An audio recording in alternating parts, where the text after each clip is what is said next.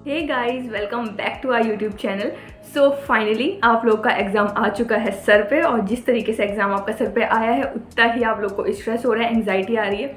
So finally मैं आपको बता दूं, इस वीडियो में मैं दो चीज़ें डिस्कस करने वाली हूँ। एक तो एडमिट कार्ड के रिगार्डिंग कि आपको एग्जामिनेशन सेंटर पे क्या लेकर जाना है, किन बातों का ध्यान रखना है, और हाँ क्या क्या डॉक्यूमेंट लेके जाना है, क्योंकि आप लोग काफ़ी पूछ रहे हैं कि दीदी ये रख लिया है मैंने, इसके अलावा भी कुछ लेना है या नहीं लेना। तो मैं एक तो वो बताऊंगी, और सेकंड में आपको बताने वाली हूँ जो आप लोग का बहुत ज़्यादा क्वेश्चन कमेंट से लेके, टेलीग्राम से लेके, इंस्टा से लेके हर जगह पे क्वेश्चन, दीदी डर लग रहा है।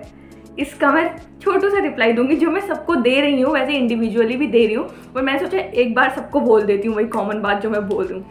ठीक है, तो सबसे पहले डिस्कस कर लेते हैं कि आपको क्या क्या लेकर जाना है एग्जामिनेशन सेंटर पे, किन किन बातों का ध्यान रखना है, कौन सी गलती नहीं करनी है जो मैंने कर दी थी, जिसका मुझे रियलाइजेशन भी नहीं था। पर चलो स्टार्ट करते हैं। सबसे पहले हम स्टार्ट करें एडमिट कार्ड से रिगार्डिंग। ठीक है, तो सबसे पहले तो आपको अपना एडमिट कार्ड लेकर जाना है, फॉर श्योर वो तो लेकर जाओगे, उसके बिना तो एंट्री तो होने से रही आप लोग की।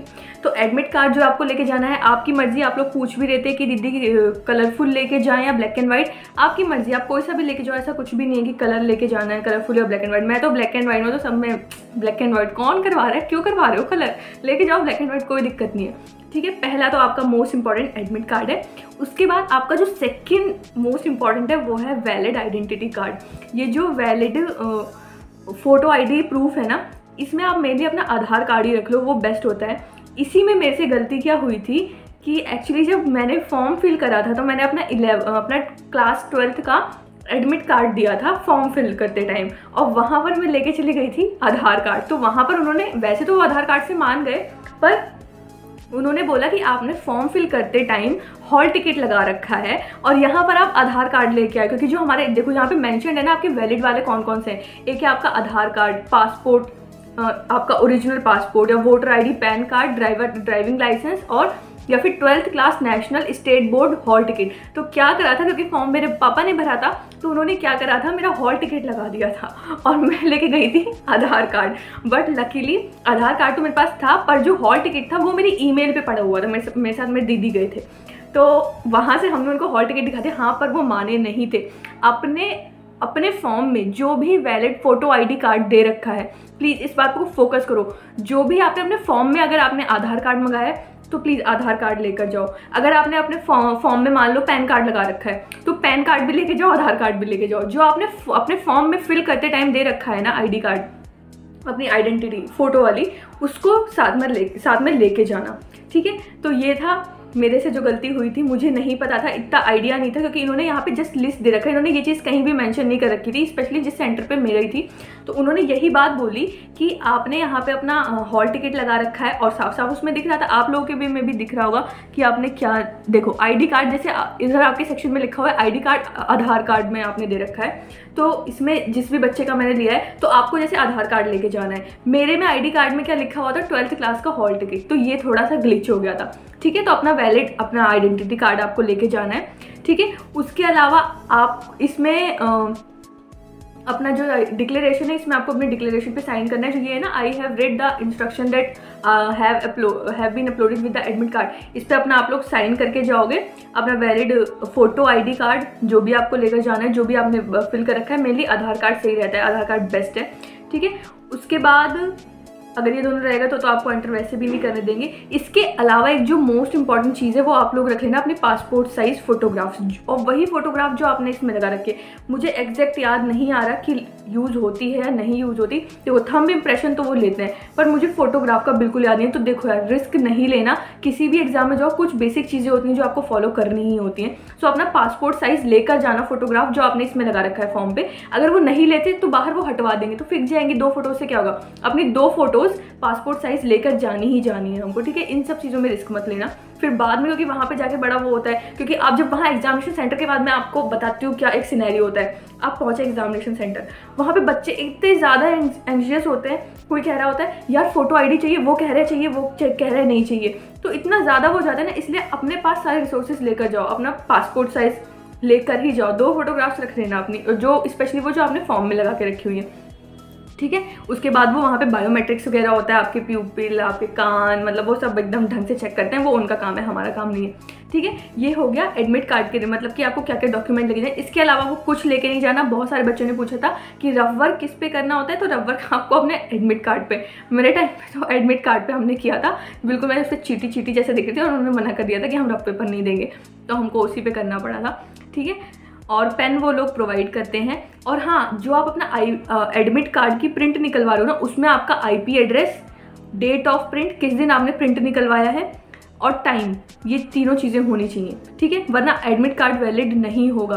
तो ढंग से प्रिंट निकलवाना है, पूरा एडमिट कार्ड को ऐसे स्क्रीनशॉट नहीं देना, प्रिंट करवाना है। ठीक है, प्रिंट वाले ऑप्शन से करोगे तो आपका पूरा डेट, टाइम और IP एड्रेस आ जाएगा। तो ये तो है आपकी जो डॉक्यूमेंट आपको लेके जाएंगे। दूसरा किसने बोला ड्रेस कोड बता दो।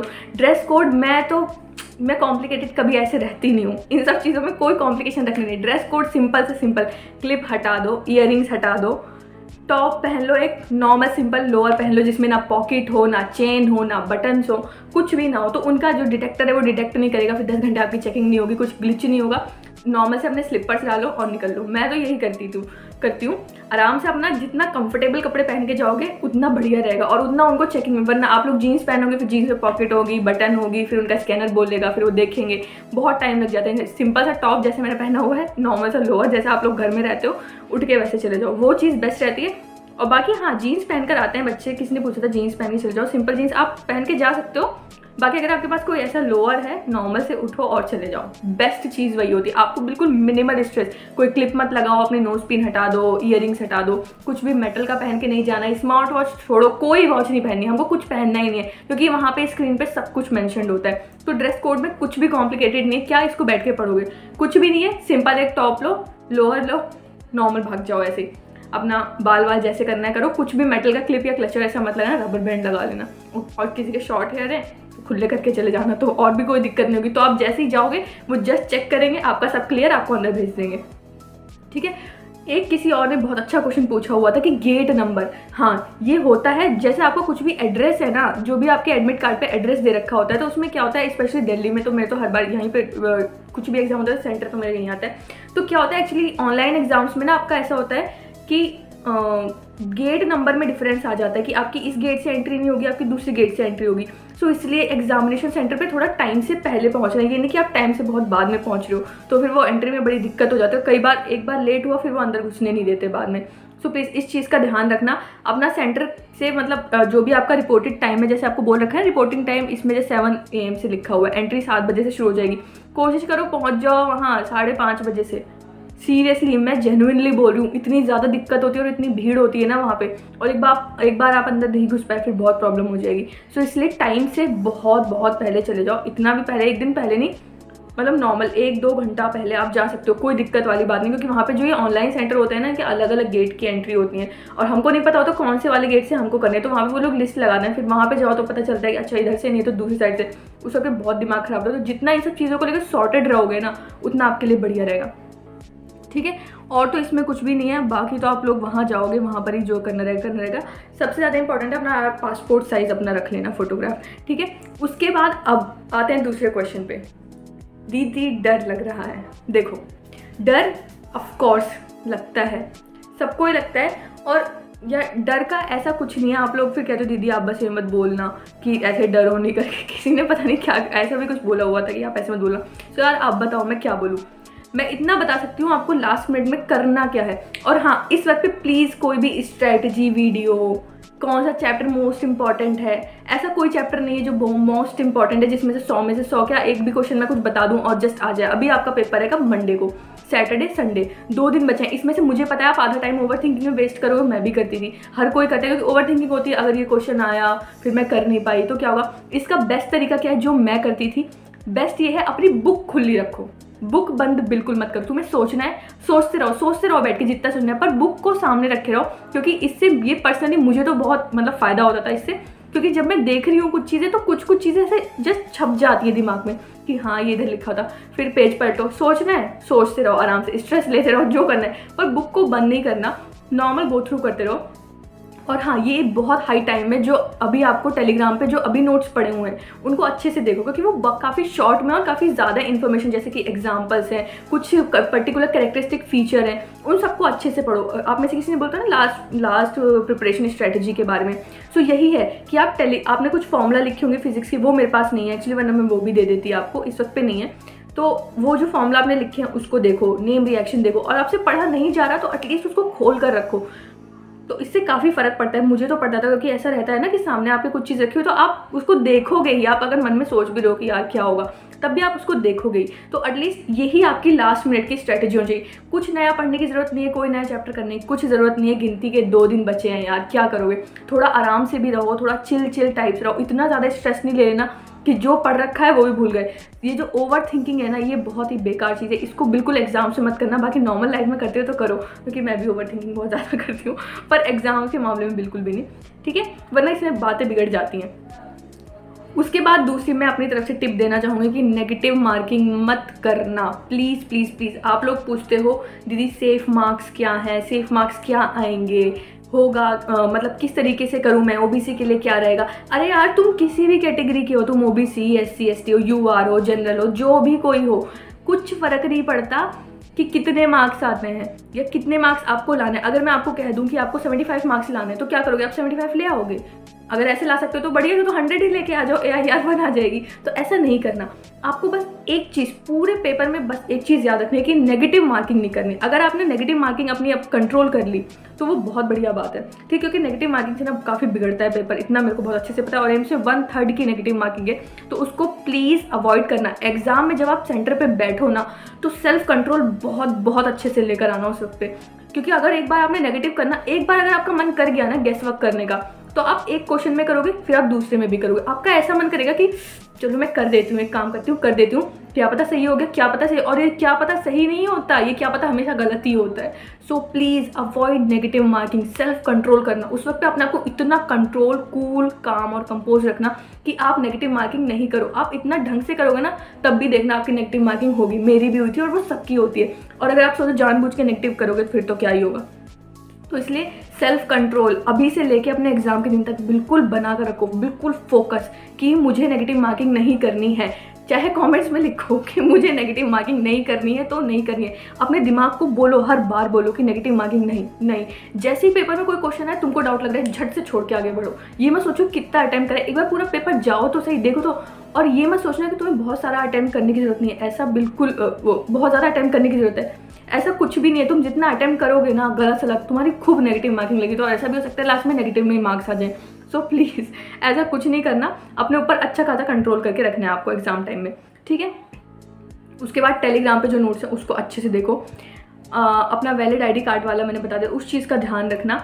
और कुछ किसी ने मेरे से बोला दीदी लास्ट टाइम नहीं हुआ था, इस टाइम क्या होगा। यार मत सोचो, ये सब मत सोचो, सबको होता है, ये सारी प्रॉब्लम सबको आती। मैं बोल रही हूँ ना, इस वक्त पे ओवर थिंकिंग अवॉइड।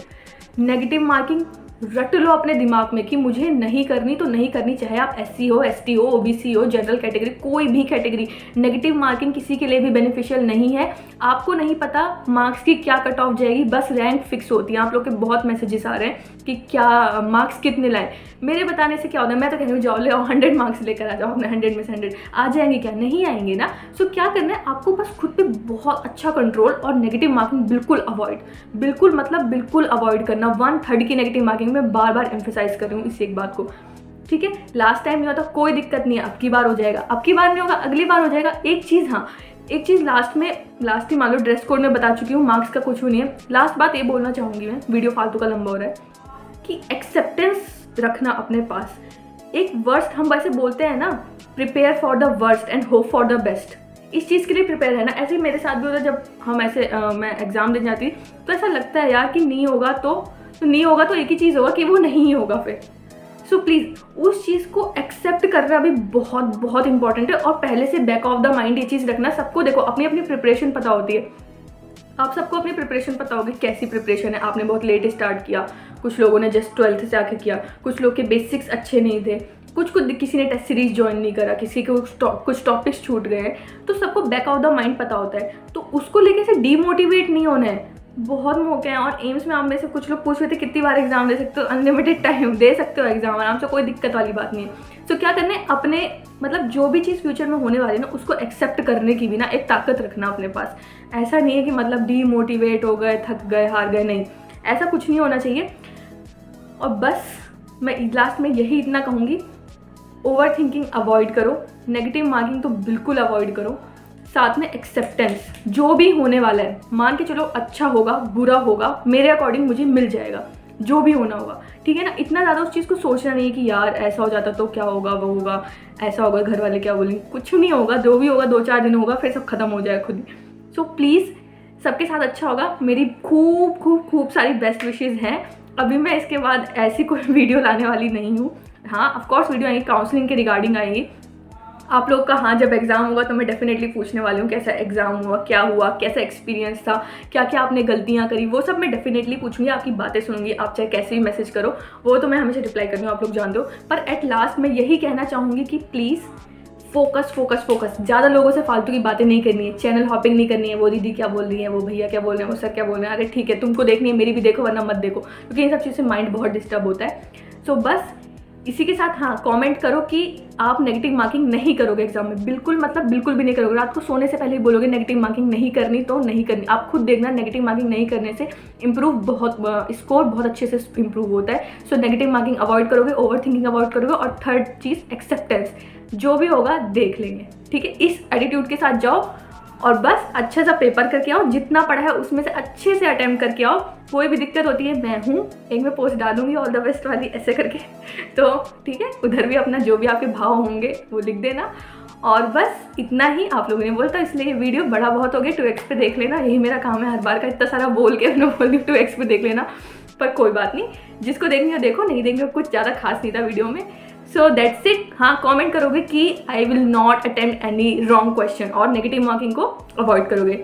सो पक्का बाय बाय करूँ, चलो bye bye, love you all. अरे हाँ और चैनल को सब्सक्राइब करते जाना, वो भूल गई, अच्छे से भर भर के चैनल को सब्सक्राइब करो। और वो भर भर के लड़की वो मेरे को याद है उसने कुछ कमेंट किया था। चलो बाय बाय, बाद में बात करते हैं। और हाँ लव यू ऑल, सब्सक्राइब करो, अच्छे से पढ़ाई करो, फोकस करो, और नेगेटिव मार्किंग नहीं करना, कमेंट करना है। Bye bye.